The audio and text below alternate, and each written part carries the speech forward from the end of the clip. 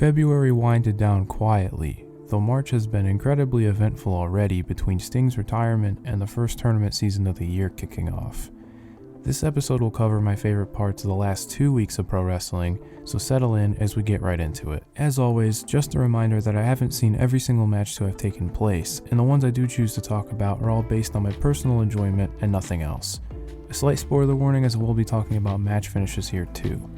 After watching 143 matches spanning 14 promotions, here are a few of my favorites from the last 2 weeks.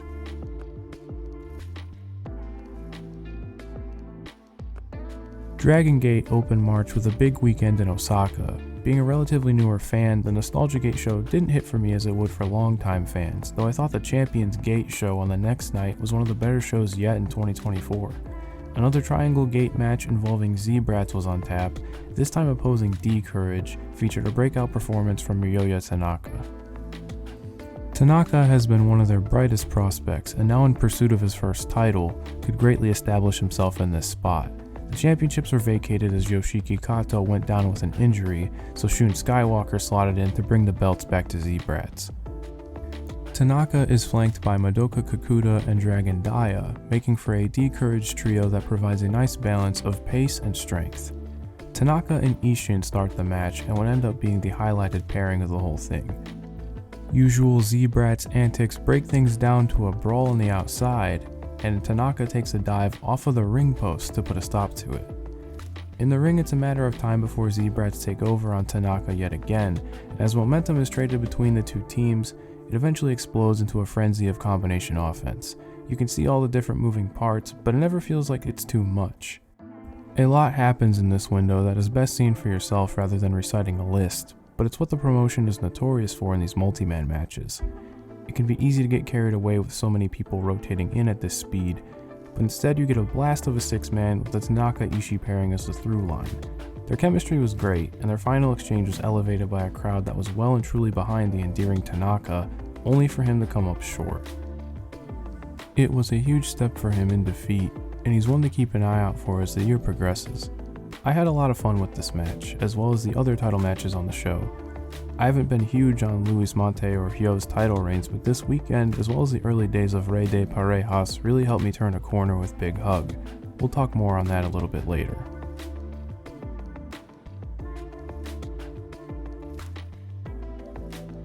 Switching to a weekly format allows me to spend more time with an individual show if there was a clear standout, and with AEW Revolution, there's plenty to discuss. Generally speaking, it was one of AEW's strongest efforts, and I think a lot of that has to do with how the card was constructed. Obviously, the tone is set with the occasion of Sting's retirement, and as the main event was the only match with any sort of stipulation, the rest of the card was built as straightforward wrestling matches, varying in style and tone. Well, not counting the 8-man scramble, but you know what I'm getting at. I've said in the past that AEW at its best is a variety promotion, and going match by match, you can see those differences showcased without a reliance on too many gimmicks. It feels like the company has turned a new leaf, and before I talk about a few of my favorites, I'd say give it a chance if you passed on it. You're bound to find something here that'll appeal to your tastes.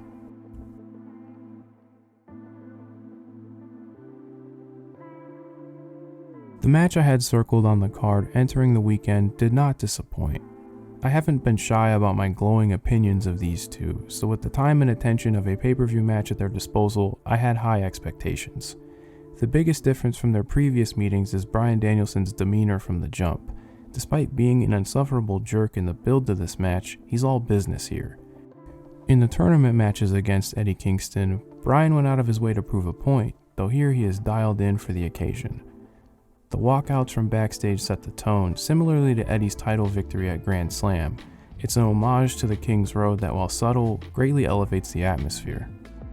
The start to the match is cagey, though quickly introduces Bryan's strategy after a round kick to the knee. Within these early exchanges, Eddie uses his tried and trusted chops, though something that stood out to me was not how hard he was throwing them, but how Danielson was responding in defense. The way he attempts to wrap around each chop until he eventually catches one and reverses is very cool, and that approach felt very fresh. In his own response, you can see Eddie measuring his openings before teeing off, and these things make it feel like there's very little wasted movement. The match takes a turn for the champion on the apron when a dodged chop collides with the corner post, and with this opening, Danielson not only has a second target but dumps them both to the floor with a gross suplex. I mentioned the change in Bryan's demeanor, and a perfect example of that is him grabbing Kingston's wrist before they're even back in the ring. The targeted offense on the hand begins in incredibly brutal fashion. Bryan, while in control, tears apart at the hand, alternating between varied submission attempts and strikes. He can't fully suppress his disdain for Kingston, though he does channel it as his strikes grow more and more venomous. From here, it's a fairly simple structure of Eddie bracing for the perfect moment, firing back, only for Bryan to cut him off. Through this cycle, you do see the damage sustained. Eddie's arms start to give out, and he's seen running on fumes. He's stumbling, swinging recklessly, but making it all count. A common thread in these high-profile Danielson matches is that when he falls back on the yes chant, it usually blows up in his face. In this year alone, we've seen it in Tokyo, Osaka, and now on this night in Greensboro. You can point to either usage here. The first results in a kick out of the Busaiku knee, but more importantly leads to the triangle attempt. Eddie Kingston's middle finger turns to a thumbs up here, another reminder that spiritually, he just can't be defeated. Danielson goes back to the well in the exchange that leads to his defeat, a final act of desperation as Kingston counters with a lariat and powerbomb to win. The themes of pride and respect are present here, but I think the match says all it needs to through its sheer physicality. Danielson becomes more and more aggressive as this slow and grueling battle unfolds, though Kingston is unmoved. He takes a gamble in those final moments by going back to his injured dominant hand, and the paintbrushes pay off. Sometimes it can come down to those split decisions if you keep yourself in the fight. Simple in its ideas and extremely brutal in its delivery, another exceptional match from these two.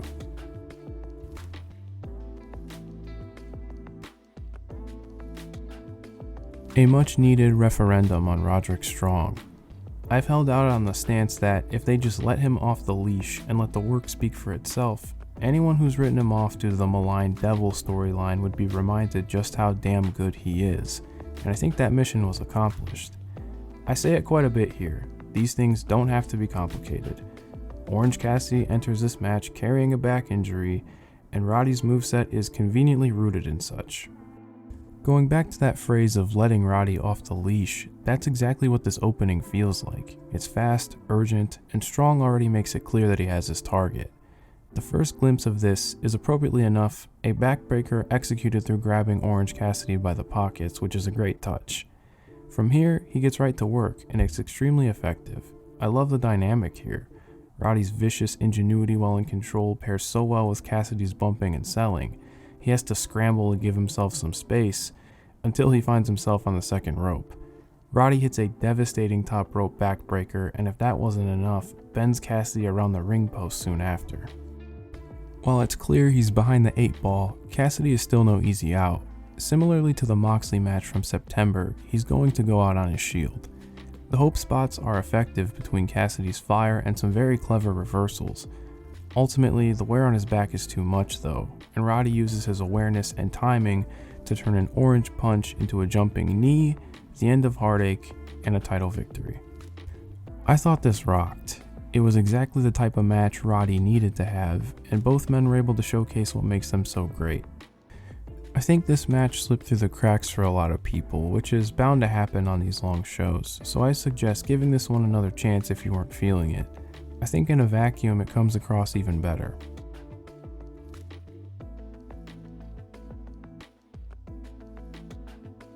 I'm gonna be real with you. Any sort of interpretation or criticism will be on the lighter side with this one. Sting's final match is way more important than that, and it's simply the most fun I've had with a single wrestling match in a long time.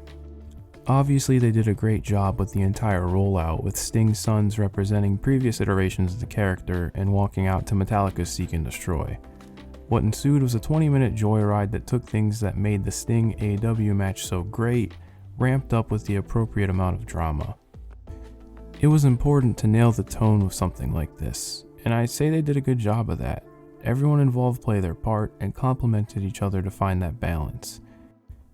I wasn't sure what the Young Bucks would bring to this match, but their ability to be these smarmy antagonists who would stooge for everything Sting threw at them felt just right. The chaotic energy of the Sting Party match didn't go anywhere, and his willingness to take all those crazy bumps through tables and glass put him in a position for a huge comeback. Getting to that point also involved Darby Allin being taken out of the equation. I'm not going to contribute to the safety discourse around the spot, but I do have to question if you'd expect anything less. It's Darby Allin on pay-per-view in Sting's last match before he takes a hiatus himself.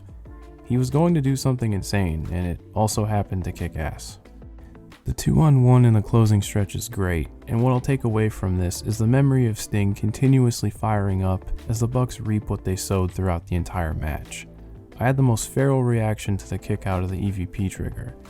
They went with the storybook finish with Darby being resuscitated to hit a coffin drop, leading to one final Scorpion Deathlock, sending everyone home happy.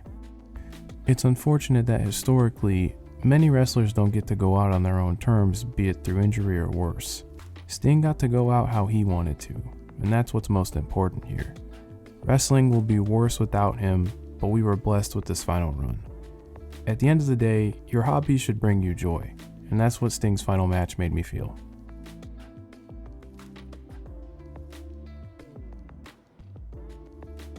I haven't had all that much to say about WWE in-ring in 2024. There just hasn't been anything that's connected with me yet. But getting into March, there were a few TV matches that actually appealed to me. None more than Dominik Mysterio vs. Gunther from last week. It's simple in concept. Dominik Mysterio plays stupid games and wins stupid prizes. Gunther kicks his ass 10 times over, and it rules. There's a higher floor to the average Gunther match than most things in the promotion, though Dominik actually gets a lot right here. He provokes Gunther into a game of cat and mouse, and by smashing his hand into the post, gives him some sort of opening to actually stand a chance. You have the feeling that eventually he'll be brought back down to earth, and after messing up an escalera, Gunther begins to tee off. The way Dom bumps for these chops is fantastic. He ragdolls and even lands on his neck at one point. And as Gunther goes for a pinfall, goes the disrespectful route and pulls him up at 2. Dom gets a comeback, but again, the established sense of impending doom creeps in, and you know what is going to happen. Gunther emphatically cuts off Dom with a shotgun dropkick, and rather than take a pin out of the powerbomb, opts to make him tap with the Boston Crab. Dom bumping like a maniac for all of Gunther's offense worked so well for me, resulting in the most fun I've had with a WWE match in months.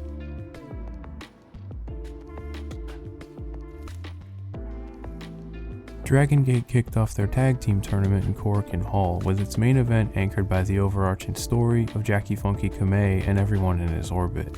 Kamei, alongside fellow Kung Fu master Jason Lee, albeit in their normal Natural Vibes gimmick, drew the current Dreamgate and Bravegate champions in their block. Luis Mante and Hyo have previously attempted to coerce Jackie to join their unit, adding tension to this face-off. Vibes jumpstart the match and come out swinging, getting some early control on Hyo. They target the arm, and while it doesn't really go anywhere, Jason has a palpable frustration in his offense that makes sense given the circumstances surrounding his unit, as well as all the drama surrounding Jackie.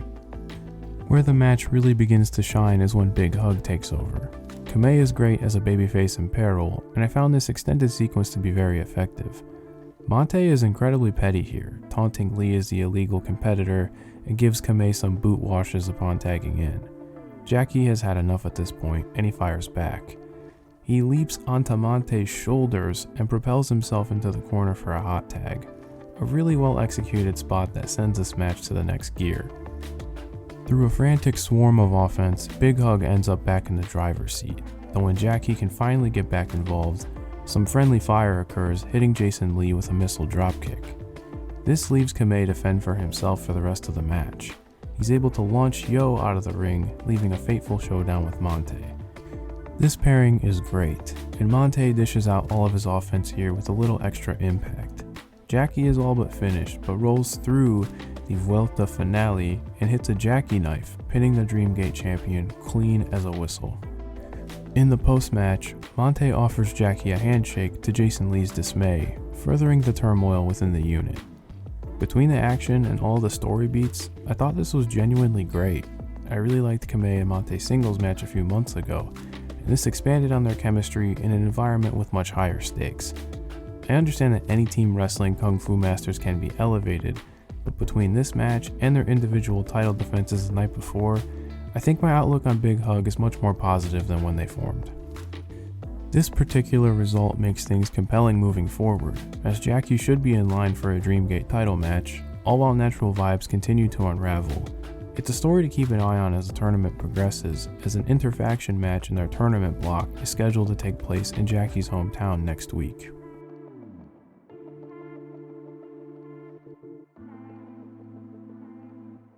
Natsupoi made her return from injury at the opening night of the Stardom Cinderella tournament by bringing in two incredibly violent individuals for a special tag match. None other than Sareee and Chihiro Hashimoto opposed the Cosmic Angels duo, providing a very enjoyable match based around the novelty of the guest appearances.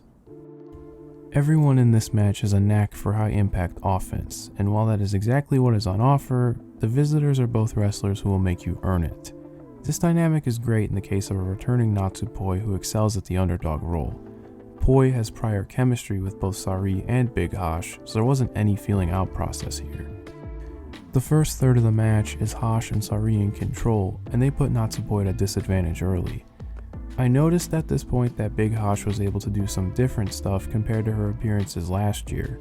Her performance is in line with the pace of the match, showing off a lot of freakish athleticism in addition to her powerhouse tendencies. That isn't to say I didn't love her appearances last year, though seeing this kind of variation is just a testament to how well-rounded she is as a performer. She explodes off of the ropes throughout the match, and things like the reverse swing or a double German to Poi and her own tag partner present her as an absolute beast. A high kick to Sareee allows Poi to escape, giving Anou her only extended run of the match. She isn't bad here by any means, though they didn't give her all that much to do. By the time Poi is back in the match, you get the strongest exchanges. The sequence with Hashimoto leads to the aforementioned double German, and Poi hits a release German of her own. Hash once again showing that insane athleticism to get up for that. Sareee is at her best when most brutal, and she brings it in this final run with Poi. The neck drops and kicks directly to the face set off a fantastic sprint to the finish, capped off by Saree's modified Uranage. Another match in this video that you can chalk up as a ton of fun. There's a lot of hype surrounding it right now, and I'd say if you haven't tapped into either of Hashimoto or Saree's work, this would be a nice entry point. The match not only presented Hash and Sareee incredibly well, but elevated Poi to their level upon her return. I wouldn't be surprised if a singles push is in her future. Either way, it's good to have her back. Sareee would end up sticking around for the main event, issuing a challenge 4 years overdue to Mayu Iwatani, and I couldn't be more excited for that.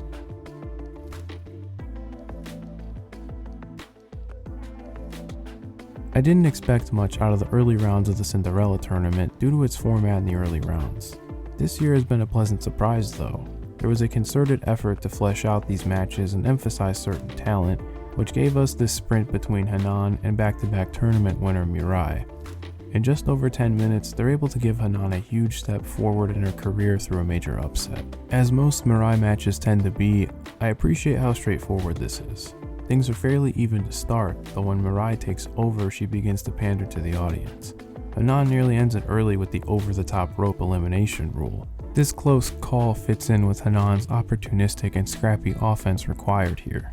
At this point, MIRAI understands her opponent isn't to be taken lightly, and enters the ring with a tarantula spot, which is cool as hell. When back in the ring properly, she goes to ground, trying to wear Hanan down with submission attempts. In this section, you can hear Korakuen start to really rally behind Hanan. It adds a lot to the match for me, especially considering that Stardom doesn't always do the best job with their crowd audio. As MIRAI attempts to put it away with her lariat, Hanan reverses the ripcord into a backdrop driver, and hits one more for good measure to complete the upset. This match reminds me of many knockout tournaments where the underdog just has an answer for everything, no matter how prepared the favorite enters. You see it in sports quite a bit, and I think it works well here. There may be one too many kickouts, but in this tournament setting with the short time limit, both competitors need to try to wrap this up quickly, so I can understand all the separate pin attempts. That probably sounds like a bunch of mental gymnastics, but that's just how I made sense of it. Regardless, they got their point across and nothing overstayed its welcome. Hanan is in prime position to make a deep run in the tournament, and it's nice to see Stardom begin to push her in a singles capacity. It's rare that a Bushiroad promotion can accomplish all of that in a 10-minute match, which makes it all the more impressive. And before I go, here are some honorable mentions. New Day vs Imperium from WWE February 26th. I always thought New Day and Imperium had great chemistry, and here they had a good blunder brawl. I wish we got a little more out of this feud aside from all the screwy finishes, but I'm cool with this match being the outcome. Yu Owada and Keno vs Kaito Kiyomiya and Ryohei Oiwa from Noah February 28th. The only thing I have down from Noah's Victory Challenge Tag League. It's a main event from the first night that sets up the arc for Yu Owada's breakout. Kiyomiya and Keno get to renew their rivalry, and Owada has to outlast the time limit as he's punished throughout. Dan Tamura vs Rising Hayato from All Japan March 9th. I've talked about the Dan Tamura championship run in previous videos, and this is yet another strong entry that unfortunately saw the end of his reign. The junior scene in All Japan continues to look incredibly solid with the addition of Musashi stepping in for Hayato's first title defense. Bryan Danielson vs Shane Taylor from AEW March 9th. I don't think Danielson has faced this kind of size disadvantage throughout his AEW run yet, and naturally, he made magic with Taylor here. Bryan has yet to miss in 2024. Kota Minoura and Ben K vs Big Boss Shimizu and Strong Machine J from Dragongate March 9th. Some more Rey de Parejas that you can actually find right here on YouTube. I especially enjoyed the Shimizu and Ben K exchanges in this one. And last but not least, Suzu Suzuki vs Starlight Kid from Stardom March 10th. I like this pairing, and in turn liked a lot of what they had to do with this match. A few of the false finishes did take me out of it at times, and I think if they reined some things in, it could have been a lot better. I'd say give it a shot if you went out of your way for the Hanan match. And that is it from me. If you got this far into the video, thank you so much for your time and for hearing what I have to say, especially considering the length of this one. I appreciate anyone who participated in the poll on the community page as far as figuring out how I should have gone about catching up. I appreciate all your feedback and taking the time to do so. Be sure to do all the obligatory YouTube stuff by liking and subscribing, and find me on Twitter or Blue Sky at OuterStevan. Let me know if I missed anything worth checking out, and I'll talk to you again next week.